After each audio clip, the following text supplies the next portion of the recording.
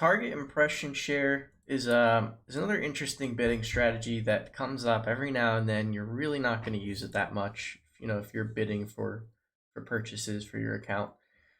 But what it does is we'll pull it up real quick. So target impression share. Now it's changed a little bit.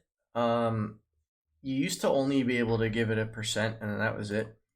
But now you could say, like, I want to bid for the top of the page, the absolute number one result on the page, 100% of the time.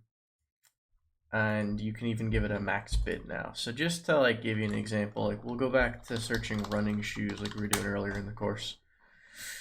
And so here's everything that's considered top. And then here's the number one. So for like these big brands that are always fighting over these like very small specific terms, it may make sense to do that. Um, you know, Brands that are like somewhere between, anything less than $1 million a year up to like 10 million a year, like most of what you're going to be doing is bidding for conversions and sales. So, you wouldn't really do this, maybe on your brand terms sometimes. And it's interesting when that happens. But anytime you look at your branded search campaign and you look at the impression shares, the search impression shares, if you don't remember those, go back to that section of the course and just look at what the search impression share metrics are. They're called competitive metrics under metrics. But your search impression share, it's never going to be a perfect 100%. And with that's why I still use manual bidding, because even just with not hitting the manual, like it's like 95% you'll get to in most cases. So with target impression share, like you can use this for branded search too and set it at 100 and go for absolute top results.